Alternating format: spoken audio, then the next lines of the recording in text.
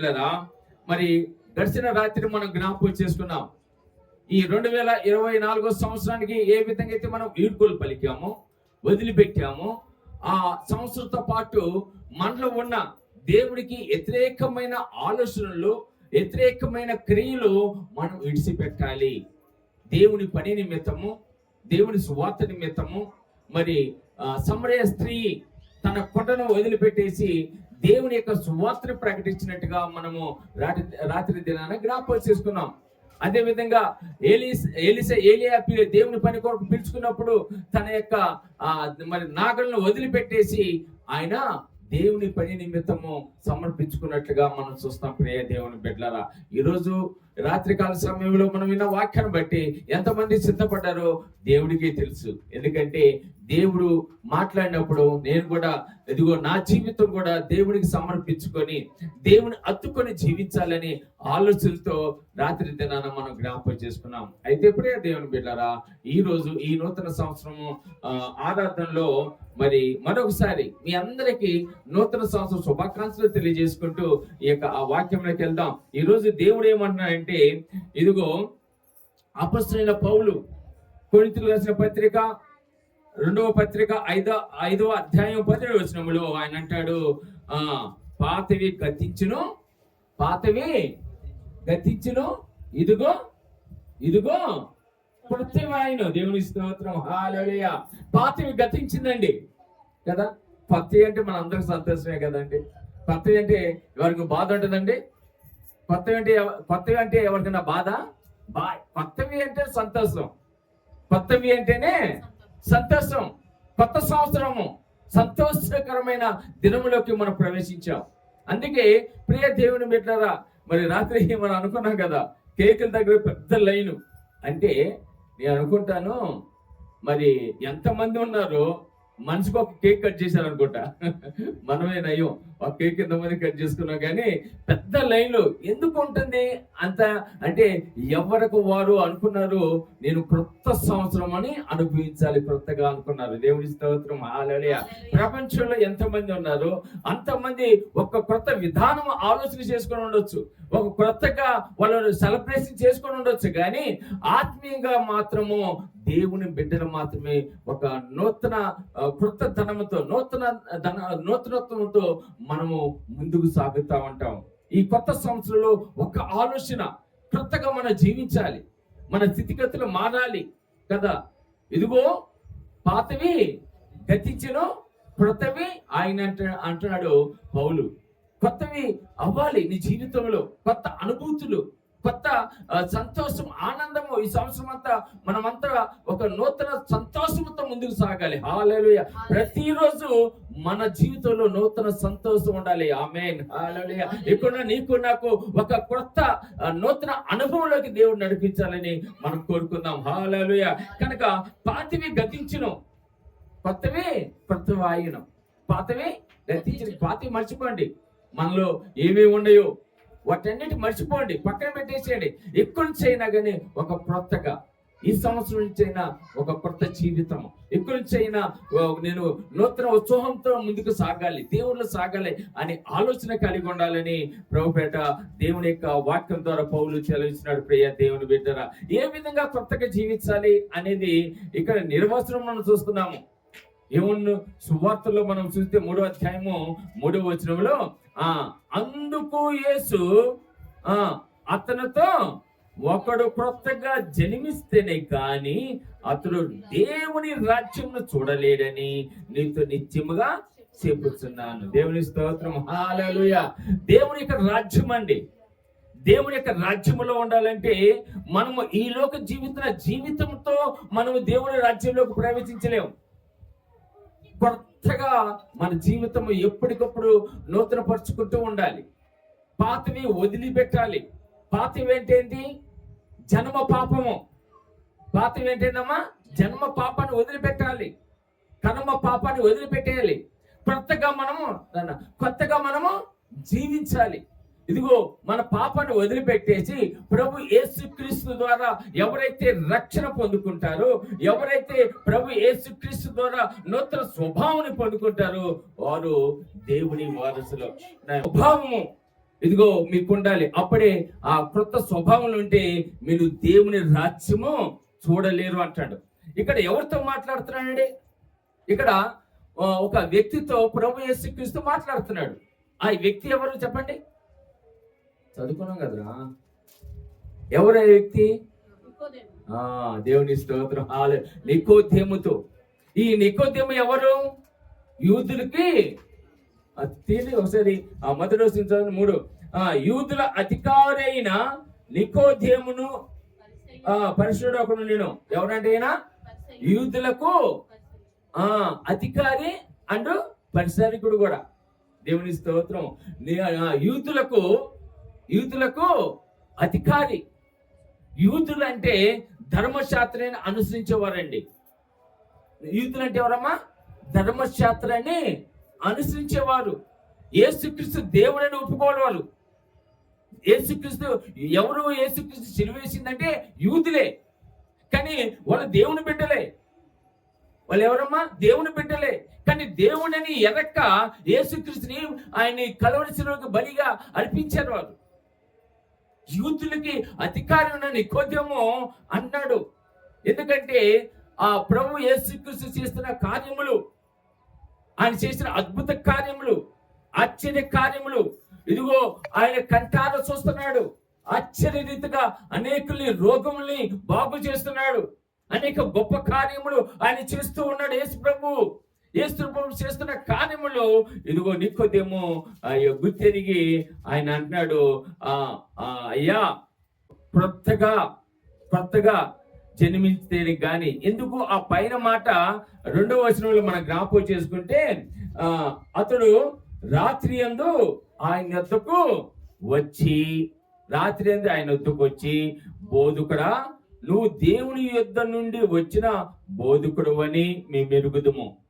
దేవుడు అతనికి తోడే ఉంటేనే గాని నువ్వు చేస్తున్న సూచక క్రియలను ఎవడనూ చేయలేని అతనితో చెప్పిన. దేవుని స్తోత్రం. హల్లెలూయా. నికోదేము ఏ సమయంలో యేసయ్య దగ్గరికి వచ్చాడమ్మా? ఏ సమయంలో వచ్చాడు? రాత్రి సమయంలో వచ్చాడు. రాత్రి సమయంలో. ఎందుకంటే యూదులు ఒకవేళ చూస్తారేమో అంటే ఈయన యేసుక్రీస్తుకి రహస్య శిష్యుడు. ఈయన ఎవరమ్మా? యేసుక్రీస్తుకి అంటే బహిరంగంగా దేవుని స్తుతించలేడు, యేసయ్యని దేవుని ఒప్పుకోలేడు. అందుకే రాత్రి సమయంలో ఎవరు చూడకుండా యేసయ్య దగ్గరికి వచ్చాడు. యేసయ్య దగ్గరికి వచ్చి యేసయ్యతో అంటున్నాడు, అయ్యా నువ్వు దేవుని యొద్ద వచ్చిన బోధకుడు అని మేము ఎరుగుదుము. దేవుని నీకు తోడుగా ఉంటేనే గాని నువ్వు చేస్తున్న సూచక్రియలు ఎవడనూ చేయలేడని ఆయనతో చెప్పాను. నువ్వు చేస్తున్న సూచక్రియలు, అద్భుతమైన క్రియలు, ఇదిగో దేవుడి దగ్గర వచ్చావు కాబట్టి నువ్వు చేయగలిగావు నేను నమ్ముతున్నాను. అంటే దేవుని కుమారుడిగా దేవుడైనా ఇంకా ఆయన అంగీకరించలేదు. చూడండి, చాలా మంది ఇంకా అనేక సంవత్సరాలు అయినప్పటికీ మనము మన జీవితంలో ఇదిగో దేవుని యొక్క ఆ మాట ప్రకారంగా జీవించడానికి ఇంకా మనం ఇష్టపడలేదు. అలా నికోదేము లాంటి వారు చాలా మంది ఉన్నారు. ఎందుకంటే అసంపూర్ణమైన వారు, అసంపూర్ణంగా జీవించేవారు, పరిశుద్ధమైన దేవుని యొక్క ఆత్మను పొందుకోలేక ఇదిగో అసంపూర్ణంగా ఆరాధించేవారు చాలా మంది ఉన్నారండి ఈ రోజులో. ప్రియ దేవుని బిడ్డలారా, ఈ నికోదేము లాంటి వారు ఇదిగో దేవుని పరిపూర్ణంగా ఆరాధించుకోకుండా, దేవుని నిజమైన యేసుక్రీస్తుని అంగీకరించకుండా ఇదిగో నామమాత్రముగా ఆరాధించే వాళ్ళు చాలా మంది ఉన్నారు. అందుకే ప్రియ దేవుని బిడ్డలారా, దేవుని యొక్క కార్యములు కుంటుపడడానికి కారణం ఏంటంటే మనము పరిపూర్ణమైన సమర్పణ మనలో లేదని ఇదిగో ఈ యొక్క నికోదేము జీవితం ద్వారా మనం తెలుసుకోవాలి. అయితే ఈయనకు ఒక ఆలోచన కలిగింది. ఆలోచన కలిగింది? యేసు దగ్గరికి వచ్చాడు. అయ్యా ఇదిగో నేను కొత్తగా జన్మించాలి, కొత్తగా జీవితం ప్రారంభించాలి, నా జీవితం ఒక కొత్తతనంగా ఉండాలి, ఇంకా నేను కడిగిన ఆణిముత్యములుగా మారిపోవాలి అని ప్రభు యేసు దగ్గరికి వచ్చి ప్రభు యేసుక్రీస్తుని అడుగుతున్నాడు. అందుకు యేసు అతనితో ఒకడు కొత్తగా జన్మిస్తేనే కానీ అతడు దేవుని రాజ్యమును చూడలేడని నీతో నిశ్చయముగా చెప్పుతున్నా. నిశ్చయం జన్మించాలంటున్నాడు. దేవుని కార్యములు చెయ్యాలంటే మనం ఎలా ఉండాలంటమ్మా? కొత్తగా జన్మించాలి. ఎప్పటికప్పుడు మన హృదయాన్ని నూతనపరచుకోవాలి. ఇది నూతన హృదయముతో మనం నింపబడాలి. నూతన ఉత్సాహంతో మనం ఉండాలి. ప్రియ దేవుని బిడ్డరా, పాత గుండెను దేవుడు తీసేసేవాడు, పాత హృదయాన్ని తీసేసేవాడు. నీ యొక్క ఏదైతే దేవుడికి విరోధముగా జీవించి దేవుడికి లోపడకుండా దేవుడికి అవిధేయతగా ఉన్న హృదయము దేవుడికి అక్కర్లేదు. కనుక ఆ హృదయాన్ని మార్చుకో. దేవుడు సెలవిస్తున్నాడు నీతో నాతో.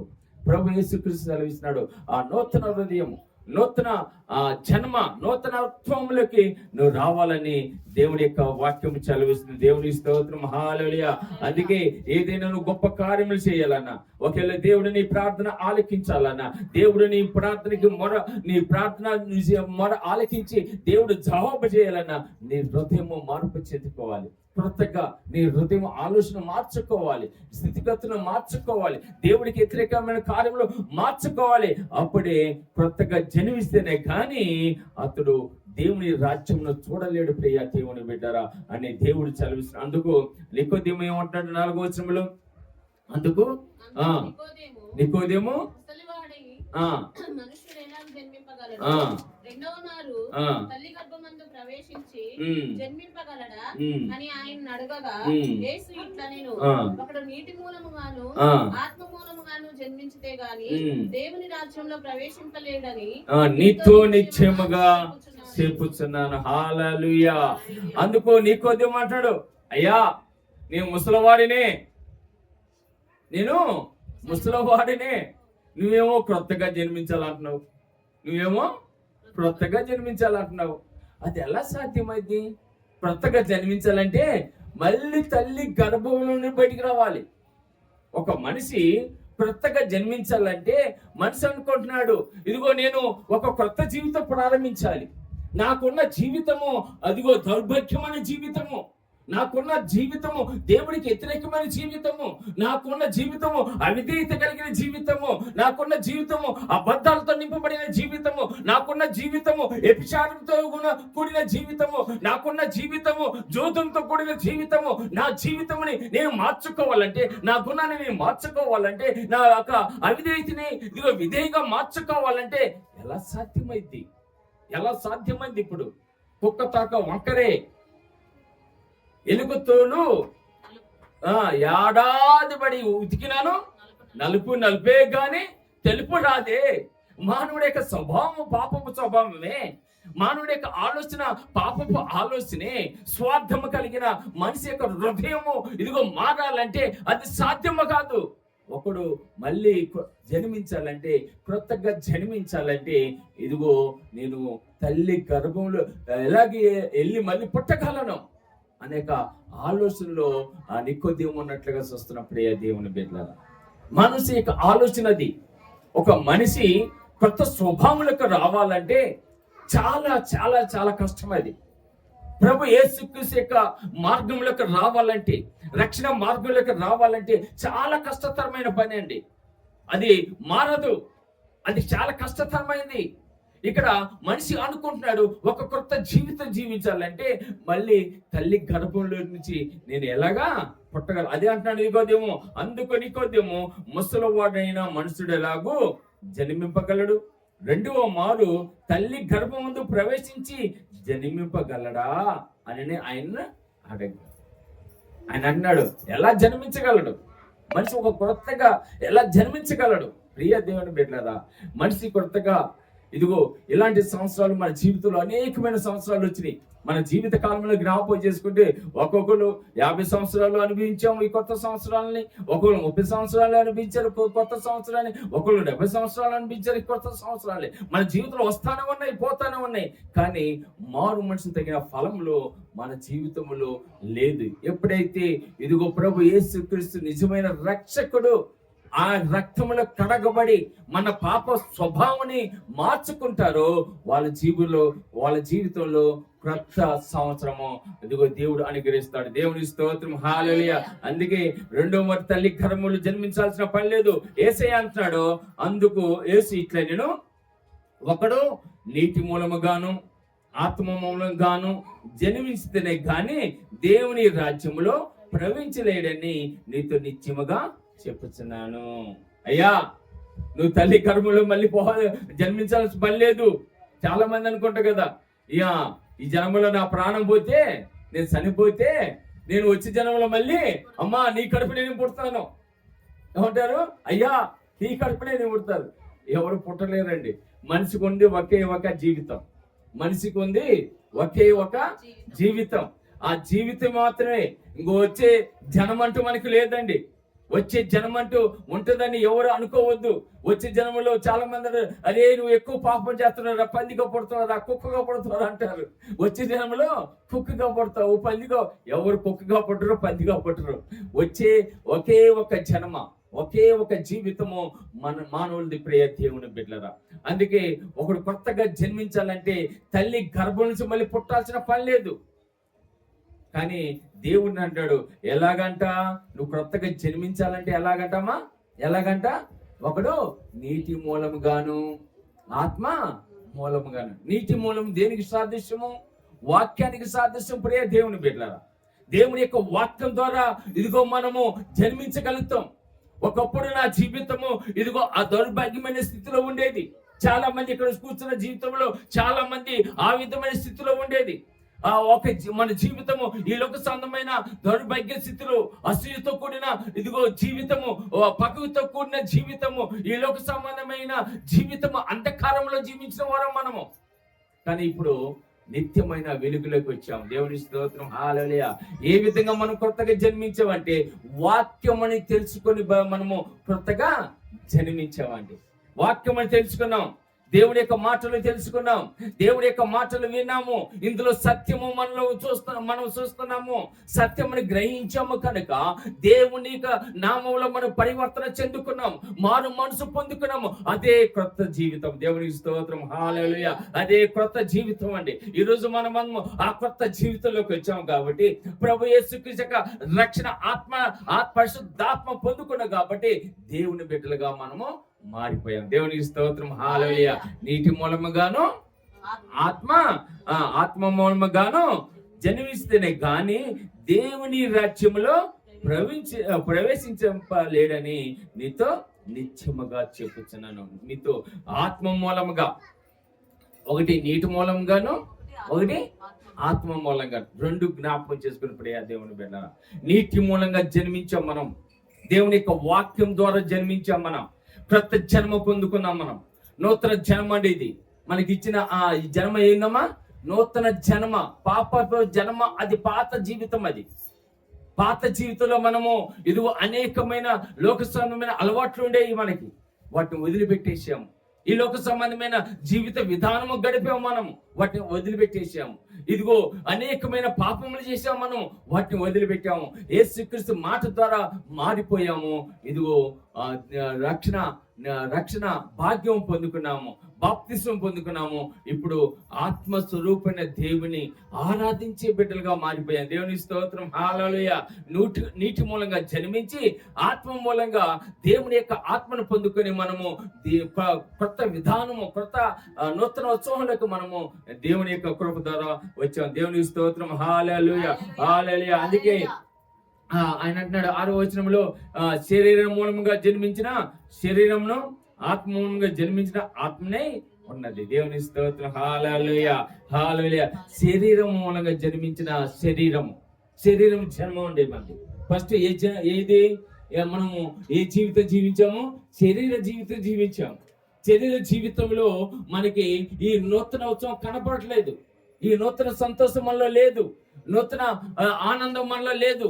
ఎప్పుడైతే ఆత్మ మూలంగా మనము జన్మించామో, ఎప్పుడైతే ప్రభు యేసుక్రీస్తుని అంగీకరించి మనము దేవుని బిడ్డలుగా మారిపోయామో, అప్పుడే మన జీవితము నూతన ఉత్సవాలకు మారిపోయింది. దేవుని స్తోత్రము. నూతన ఆనందంలోకి మనం మారిపోయాము, నూతన ఉత్సవం మనం పొందుకున్నామండి. ఈ కొత్త సంవత్సరము అనేది మన జీవితంలో ప్రతిరోజు ఉండాలి. ఒక్కరోజే కాదండి. ఈ కొత్త సంవత్సరము వస్తామంటే పోతామంటే, కానీ మనం ఎప్పటికెప్పుడు నూతన పరుచుకోవాలి. పక్షరాజ్యం వలె నూతన ఉత్సవాలకు రావాలి, నూతన జీవితంలోకి రావాలి మనం. అప్పుడే మన జీవితము ఎప్పుడెప్పుడు ఆనందము పొందుకుంటా ఉంటాం, ఎప్పుడెప్పుడు సంతోషము పొందుకుంటాం. అప్పుడే దేవుని బిడ్డలారా. కాబట్టి దేవుడి యొక్క వాక్యములో చదివిస్తుంది, ఎప్పుడైతే ఇదిగో నువ్వు ఆత్మూలంగా జన్మించిన ఆత్మనే ఉన్నది. మీరు కొత్తగా జన్మింపవాలని నేను నీతో చెప్పినందుకు ఆశ్చర్యపడవద్దు. దేవుని స్తోత్రం, హల్లెలూయా. కొత్తగా జన్మించాలని ఆయన పరిశీలన చేసేవాడు కూడా. దేవుని యొక్క మాట అంటే ఆయన ధర్మశాస్త్రాన్ని బోధించేవాడు. చాలా మంది ధర్మశాస్త్రాన్ని బోధించేవారు యేసుక్రీస్తుని ఆయన తెలుసుకోలేకపోయారు. చాలా మంది ప్రభు యేసుక్రీస్తు ఇదిగో ఆయన అనేకమైన సంవత్సరంలో ఆయన దేవాది దేవుడు మానవుడిగా జన్మిస్తారని ఆ సత్యాన్ని మర్చిపోయారు చాలా మంది. యేసుక్రీస్తు జన్మించిన తర్వాత కూడా చాలా మంది గుర్తెరగలేదు. ఎప్పుడైతే ఆయన శిలువ మరణం పొందుకున్నారు, పాపం నిమిత్తము ఇదిగో ఆయన పరిశుద్ధమైన దేవుడు మానవుల యొక్క పాపం తన మీద వేసుకొని ఆయన మరణాన్ని పొందుకున్నారు. అప్పుడు చాలా మంది మారు మనసు పొందుకున్నారు. అనేకులు మారు మనసు పొందుకున్నారు. ఎందుకు? అప్పటికప్పుడే చిలువలో వేలాడదీయబడిన దొంగ అప్పటికప్పుడే మారు మనసు పొందుకున్నాడు. అప్పటికప్పుడే ఆ యేసుక్రీస్తుని అంగీకరించాడు. మరి ఆ బలిపు పోటీతో పొడిచిన ఆ శతాధిపతి అప్పటికప్పుడే ఈయన దేవుడు కుమారుడు, దేవుడని తను మారు మనసు పొందుకున్నారు. అనేకులు మారు మనసు పొందుకొని నూతన జీవితం జీవించారండి. నూతన జీవితం జీవించాలి ప్రియ దేవుని బిడ్డలారా. నికోదేము ఇదిగో ఆయన పరిసరికుడు ఉన్నప్పటికీ, యూదులకి అధికారి ఉన్నప్పటికీ సత్యములో సర్వసత్యములో జీవించలేదు ఆయన. సర్వసత్యములో ఎవరైతే జీవిస్తారో, సర్వసత్యములోకి ఎవరైతే వస్తారో వాళ్ళ జీవితము నిండుగా ఆయన దేవుడు ఆశీర్వదించబడతాడు. దేవుడు ఆశీర్వాదంలో నీకు నాకు నిండుగా ఇస్తాడండి. దేవుని చేత ఆశీర్వదించబడతాం మనం. కనుక ప్రియ దేవుని బిడ్డలారా, దేవుని యొక్క దీవులు ఆశీర్వాదములు దేవుడు మనకిచ్చేవాడు. సమస్తమును ఆయన దగ్గర సమస్తము కలిగి ఉన్నాయి. అవి పొందుకోవటానికి మరో మానవ మనసు తగిన ఫలములు. దేవుని స్తోత్రం, హల్లెలూయా. ఫలములు ఫలించాలి. దేవుని స్తోత్రం, హల్లెలూయా. యోహాను సువార్తలోనే చక్కటి ఫలముల గురించి చేయండి ఒకసారి. 10వ అధ్యాయము 1వ వచనము. యోహాను సువార్త 10వ అధ్యాయము 1వ వచనం. నేను నిజమైన ద్రాక్షవల్లిని, నా తండ్రి వ్యవసాయకుడు. నాలో ఫలింపని ప్రతి తీగను ఆయన తీసి పారవేను. ఫలించు ప్రతి తీగ మరి ఎక్కువగా ఫలింపవాలని. దేవుని స్తోత్రం, హల్లెలూయా. ఫలించు ప్రతి తీగ అండి. ప్రతి తీగ మరి ఎక్కువగా ఫలించాలి. హల్లెలూయా. ఇక్కడ ఆశీర్వాదాలు పొందుకున్న వాళ్ళే పొందుకుంటున్నారు. దీవులు పొందుకున్న వాళ్ళే పొందుకుంటూనే ఉన్నారు. దేవుని యొక్క కృప పొందుకునే వాళ్ళు పొందుకుంటున్నారు. కారణం ఏందో తెలుసా? వాళ్ళు దేవుళ్ళు నూతనంగా జీవించాలని ఇష్టపడుతున్నారు. వాళ్ళు దేవుళ్ళు ఫలించాలని ఇష్టపడుతున్నారు. అందుకే వాళ్ళు అంటాడు, దేవుడు అంటాడు, ఫలించు ప్రతి తీగ మరి ఎక్కువగా ఫలింపాలి. ఫలించే ప్రతి తీగ అంటే దేవుళ్ళు ఎప్పటికప్పుడు మారు మనసు తగిన ఫలములు నీలో ఉండాలి. అప్పుడే నేను దేవుడు ఫలింపజేస్తాడు. దేవుని స్తోత్రం, హల్లెలూయా. సర్వసత్యములకు నడవాలండి మనం. సర్వసత్యముని తెలుసుకోవాలి. మనము దేవుళ్ళు నిరంతరము ఎదగాలి. ఎందుకు మనము దేవుని అంగీకరించామంటే ఆ నరకాగ్నిలో ఉండటానికి కాదండి, మనము ఫలించాలని దేవుడి యొక్క ఆలోచన. నేను ఫలించి తీగలుగా దేవుడు తన కృపలో జ్ఞాపకం చేసుకుని ఉన్నారు. దేవుని స్తోత్రం, హల్లెలూయా, హల్లెలూయా. కనుక ప్రియ దేవుని బిడ్డరా, ఎవరైతే ఫలించడానికి దేవుని యొక్క ఆత్మశక్తి ద్వారా అదిగో నూతన సంవత్సరంలో ప్రవేశించాలని, నూతన సంవత్సరంలో కొనసాగాలని ఆశపడతాడు, వాళ్ళ జీవితంలో దేవుడు తన కృప ద్వారా మనని జ్ఞాపకం చేసుకొని ఫలింపజేయటానికి దేవుడు సిద్ధపడి ఉన్నాడు. దేవుని స్తోత్రం, హల్లెలూయా. నూతన సంవత్సరంలో నూతనంగా ఫలించాలి. నూతన సంవత్సరంలో మనము నూతనంగా ఫలించాలి. మనకున్న ఇప్పటి వరకు ఈ 2024 సంవత్సరంలో ఏదైతే దేవునికి మీరు ఒక్కసారి మీ హృదయాల మీద చేయబెట్టుకుని ఆలోచన చేస్తే మనలో ఉన్న లోపాలు దేవుడు చూపిస్తాడు. ఆ లోపాలని ఎత్తబెట్టి ప్రార్థన చేయండి. ఇంకెక్కడి నుంచి ఒక కొత్త సంవత్సరంలో కొత్త విధానంలో నేను జీవిస్తాను ఆయన, నేను కొత్తగా నీలో జన్మిస్తానని దేవుని అడగండి. దేవుడు కృపామయుడు, మన తన కృప అనుగ్రహిస్తాడు. దేవుని స్తోత్రం, హల్లెలూయా, హల్లెలూయా. కనుక మనము దేవుని వల్ల పుట్టిన వారు అండి. దేవుని వల్ల పుట్టిన వారు యేసు రక్షణలోకి మనము నడవాలి. యేసు క్రీస్తు ఇదిగో ఆధ్యాత్మిక జన్మం ద్వారా మనము కూడా ఇదిగో తీర్పులోకి రాకూడదని దేవుడి యొక్క ఆలోచన. యోహాను సువార్త 5వ అధ్యాయము 24వ వచనం మనం జ్ఞాపకం చేసుకుంటే 24వ వచనం. నా మాట విని నన్ను పంపిన వానందు ఎలాంట నిత్య జీవము కలవాడు. దేవుని యొక్క రాజ్యానికి వారసులు అవటానికి దేవుడు అంటున్నాడు, ప్రియ దేవుని బిడ్డలారా, నా మాట విని నన్ను పంపిన వాని యందు. ఎవరైందంట? నన్ను. యేసయ్యని ఎవరు పంపించారమ్మా? దేవుడు పంపించాడు. ఆయన దేవుడు పంపించి ఇదిగో ఆ తండ్రి అయిన దేవుడి యొక్క మాటకి విధేయత చూపించి ఆయన ఈ లోకానికి మన కొరకే వచ్చారు. మనని ధనవంతులుగా చేయటానికి. ఆయన దరిద్రుడిగా ఈ లోకానికి వచ్చాడు. మన నిత్య జీవానికి ఇదిగో వారసులుగా చేయటానికి, మనలో ఉన్న ఆ పాపాన్ని తన మీద వేసుకొని మన పరిశుద్ధులుగా మార్చుకున్నాడు దేవుడు. హల్లెలూయా. పరిశుద్ధులుగా మార్చుకున్నాడు. ఇక్కడ ఈ రోజు ప్రియ దేవుని బిడ్డలారా, ఎవరైతే దేవుని ఇదిగో మాట విని విశ్వాసం ఉంచుతాడో వాళ్ళు నిత్య జీవము కలవాడు. వాడు తీర్పులోనికి రాక మరణముల నుండి జీవములోనికి దాటి ఉన్నాడు. మీతో నిత్యముగా. జీవము అంటేనే ఒక క్రొత్తతనం. జీవం అంటేనే ఒక క్రొత్తతనం అండి. చూడండి ప్రియ దేవుని బిడ్డలారా, ఒక వ్యక్తి పాడైపోవటానికి కారణము ఇదిగో ఇండికేటర్ చూపిస్తా ఉంటదండి. ఒక వ్యక్తి మరణించడానికి ఇదిగో ఇండికేటర్ చూపిస్తా ఉంటది. తెలుసా మీకు? ఏంటంటే అది ఏదైనా ఒక రోగము మనకు అంటుకొని ఉండొచ్చేమో, ఒక రోగము మనకి కలిగి ఉంటామో, ఒక 10 సంవత్సరాలు మనము ఇదిగో చనిపోతాం ముందుగానే ఇండికేటర్ చూపిస్తాడు దేవుడు. ఆ ఇండికేటర్ తెలుసుకొని పశ్చాత్తాపడి కదా, ఎవరైతే దేవుని యొక్క హిజ్కియా ఏదైతే ఇదిగో దేవుని యొక్క శాపము నీ మీదకి వచ్చి నువ్వు నిత్యంగా మరణిస్తావు అని చెప్పినప్పుడు ఆయన వెంటనే పశ్చాత్తాపడి దేవునికి తిరిగాడు, తెలుసుకున్నాడు, తన లోపాన్ని తెలుసుకున్నాడు, తన పాపముని తెలుసుకున్నాడు, తన అవిధేయతని తెలుసుకున్నాడు. ఇదిగో వెంటనే దేవుని వైపు తిరిగాడు. వెంటనే దేవుని వైపు తిరిగి ప్రార్థన చేశాడు. ప్రియ దేవుని బిడ్డలారా, దేవుని స్తోత్రం. హల్లెలూయా. ప్రార్థన చేశాడు. ఎవరైతే ప్రవక్త యెషయా ప్రవక్త నువ్వు దేవుడు చెప్పాడు నిత్యముగా నువ్వు మరణిస్తావు అని చెప్పిన ఆ ప్రవక్తే వెంటనే వెళ్ళి ఆ హిజ్కియా చేసిన ప్రార్థన దేవుడు ఆలకించి మళ్ళీ ఇదిగో దేవుడు హిజ్కియాతో చెప్పాడు, ఎల్లు అని నేను 15 సంవత్సరాలు ఆయుష్ని పెంచాడు. దేవుని స్తోత్రం. హల్లెలూయా. 15 సంవత్సరాలు ఆయుష్ని పెంచాను. ఇప్పుడు అమ్మా దేవుని మాటని నేను మీకు అడగొస్తాను.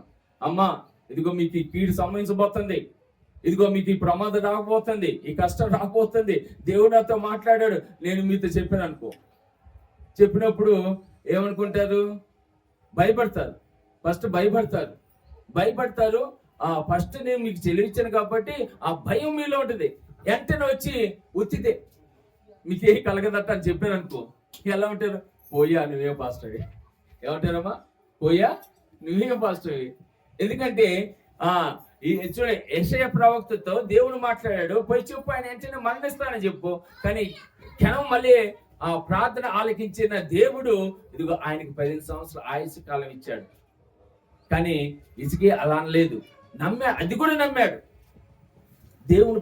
దేవుని యొక్క సేవకులైన మాకు మాట్లాడినప్పుడు అందుకే మీకు చాలా మనసులో పెట్టుకొని ప్రార్థన మాత్రం చేస్తాం. ఎందుకంటే ఏమో అది మీరు తెలుసుకొని ప్రార్థన చేస్తే దేవుడు కనికమని పేరు కూడా పెట్టుకొని ప్రార్థనలో పెట్టండి. యేసు అనే శబ్దం అవుతుంది. యేసు అనే శబ్దం అయితే నా సంఘాన్ని నేను ఏ పేరు పెట్టాలన్నా యేసు వస్తుంది. ఏంటి ప్రభా నాకు అర్థం కాల. టైం తీసుకొని మళ్ళీ మోకరించాను. ఆ తర్వాత బయలుపరిచాడు, యేసు అంటే రక్షణ. యేసు అంటే ఏంటి? రక్షణ అని పేరు పెట్టు. అందుకే యేసు మార్గం రక్షణ మార్గము ఇది.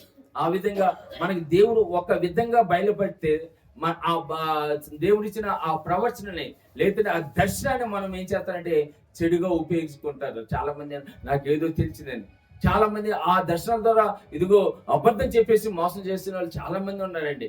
చాలా మంది ఒకసారి చెప్పే కదా మీకు, ఒక పాస్టమ్మ కదంట, బాగా పోలీస్ ఇన్స్పెక్టర్. ఆయన పోలీస్ ఇన్స్పెక్టర్ మార్మన్స్ పొందుకొని దేవుళ్ళకి వచ్చాడు. కొత్తగా వచ్చి వాళ్ళంతా గొలుసు ప్రార్థన చేస్తున్నారంట. పాస్టమ్మ గారు నడిపిస్తుంటే ఆయనకి పాస్టమ్మ గారికి దర్శనం కలిగిందంట. ఆయనకి ఏదో బాగా మందు కొట్టేసి ఆ మందులో ఆనందిస్తున్నాడంట. ఆ ఆనందంలో బాటిల్ పగిలిపోయిందంట. అది దర్శనము. ఆ దర్శనము ఈయనకి ఆమెకి ఏమైందో ఏ విధంగా అర్థమైందో తెలియదు. ఆమె ప్రార్థనలోకి వచ్చేసి అందరి ముందు ఇదిగో నువ్వు రాత్రి బాగా తాగినవు, నీకు మారు మనసు లేదు అని చెప్పేసి ప్రార్థన చేయడం మొదలుపెట్టిండు. ఆయనకు పిచ్చి కోపం వచ్చి, అసలు పోలీసులు కోపం ఎక్కువ. పిచ్చి కోపం లేచి చెల్లు ఒక చంపకేసి కొడతానే ఉన్నాడంట. ఆ పక్కన వాళ్ళ స్నేహితులు అంట, అమ్మా ఈయన రక్షణ పొందుకుని ఏ రోజైతే రక్షణ పొందుకున్నాడో ఆ రోజు నుంచి ఆయన ముందు బాటిలో ముట్టలేదమ్మా, దానికి సాక్ష్యం నేనే. ఎందుకంటే మీ ఇద్దరు కలిసి తాగాం. ఎప్పుడైనా నేను ఇంకా అదే అలవాట్లో కొంత ఉన్నాను, కానీ ఆయన మాత్రం పరిపూర్ణంగా సమర్పించుకున్నాడు. అక్కడ బాటిల్ పగలగొచ్చాడు ఆయన తాగిన దర్శనంలో. అంటే మందును వదిలేశాడు, అది మర్చిపోయింది, తాగింది మాత్రం గుర్తు పెట్టుకుంది.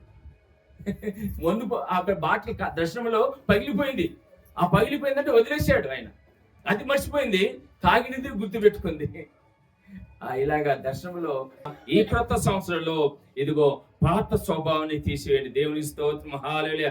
అపొస్తలుడైన పౌలు కొరింథీయులకు రాసిన పత్రికలో మనం జ్ఞాపకం చేసుకుంటే, అపొస్తలుడైన పౌలు కొరింథీయులకు రాసిన పత్రిక 5వ అధ్యాయము 7వ వచనం చెప్పి ఈ మాట చెప్పి నేను ముగిస్తాను.